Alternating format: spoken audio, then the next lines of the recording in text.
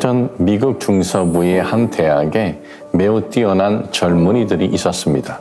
그들은 문학에 있어서 대단히 창조적이고 놀라운 재능을 갖고 있었습니다. 그들 각자가 장차 시인, 소설가, 수필가가 될 꿈을 갖고 있었습니다. 누가 봐도 그들은 탁월한 문장력과 표현력을 갖고 있었습니다. 장래가 촉망되는 이 젊은이들은 문학 비판 클럽을 만들어 정기적으로 서로의 작품을 읽으며 비판을 했습니다. 모임의 이름답게 그들은 한치의 양보도 없이 서로에 대해 비평을 가했습니다. 아무리 사소한 문학적 표현이라도 백조각으로 분해했습니다.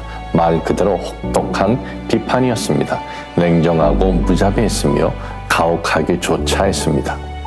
하지만 이런 비판을 통해 상대방의 문학적 재능을 최고로 끌어낼 수 있다고 생각했습니다. 이들의 모임은 문학 비평의 경영장과도 같았습니다. 한편 그 대학에는 여학생들로 구성된 또 다른 성격의 문학 클럽이 있었습니다. 그들은 자신들의 모임을 문학 토론 클럽이라 불렀습니다. 이들 역시 상대방의 작품을 읽었지만 한 가지 두드러진 차이가 있었습니다. 이들의 비평은 보다 부드럽고 보다 긍정적이며 보다 서로를 격려하는 차원이었습니다. 이들 여학생들의 토론 클럽은 비평이나 비판과는 아주 거리가 멀었습니다.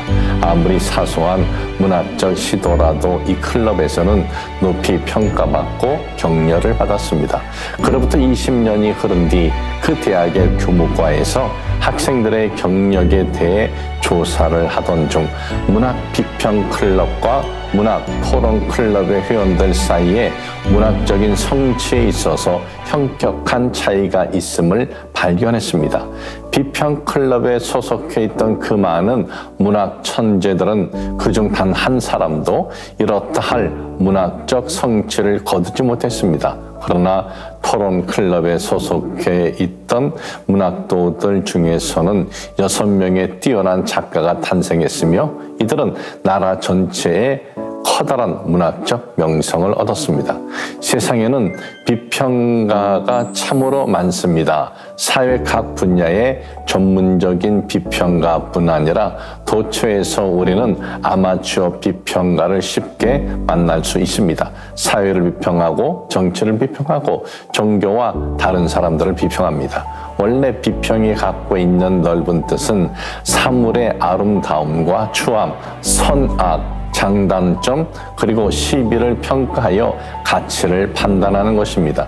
그런데 우리가 쉽게 들을 수 있는 비평은 비평이 가지고 있는 한 부분적인 요소인 다른 누군가의 결점을 퍼뜨리는 악평과 비난의 연속이 대부분입니다. 물론 경우에 따라선 비판이 꼭 필요할 때도 있습니다. 분명하게 잘못된 상황이라면 주의를 환기시켜 줄 수 있고 적절한 긴장과 자극이 도전을 주기도 합니다. 그러나 그 비판이 상대를 매도하거나 비난하는 데 그친다면 그것은 그 비난을 듣는 상대는 물론 비난을 하는 사람과 그들이 속해 있는 사회에 아무런 유익을 주지 못합니다. 비판에 의해서는 사람들을 변화시키기 힘들고 적개심만을 초래한다는 데일 카네기의 말처럼 관심과 사랑이 결여된 비판을 위한 비판 자체로는 세상은 결코 좋아지지 않습니다. 사랑하는 여러분, 만일 당신이 교훈이 될 만한 좋은 이야기를 읽거나 들었다면 그 교훈을 당신 스스로의 삶에 적용시키십시오. 설교자를 통해서 성경을 통해서 하나님께서 주신 말씀이 가슴에 와 닿는다면 그것으로 다른 사람을 정죄하지 말고 자신을 다시 돌아보는 기회로 삼으십시오. 오늘 저는 사도 바울을 통해 주신 하나님의 말씀으로 마무리를 대신하고자 합니다. 자기가 가지고 있는 믿음에 따라 모든 음식을 먹는 사람이 있지만 믿음이 약하여 채소만 먹는 사람도 있습니다.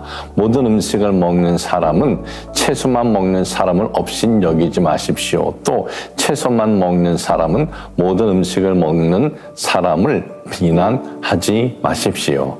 하나님께서 그를 받으셨기 때문입니다.